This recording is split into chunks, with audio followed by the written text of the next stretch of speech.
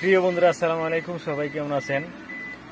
যেভাবে দেখছি, যদি সকল মুসলমান কান্ট্রিগুলো আমরা আরও আগ থেকে এক হতে পারতাম, তাহলে কিন্তু মুসলমানের এই দুর্দশা আর হতো না।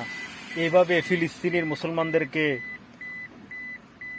নির্যাতিত হতে হতো না ইহুদি নাসারাদের হাতে, ইসরায়েলের হাতে।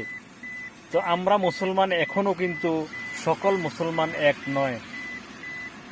কে কি করে না করে এগুলা দেখে কোনো লাভ নাই। যেমন ইরান শক্তিশালী একটা রাষ্ট্র, মুসলমান।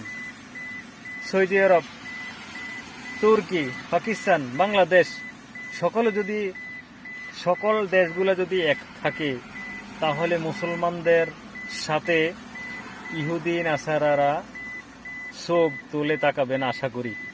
তো আমরা মুসলমান তো বুঝি না। তো আমরা বুঝি ওই ক্ষতি হওয়ার পরে, তারপরে আমরা বুঝিয়ে দিই।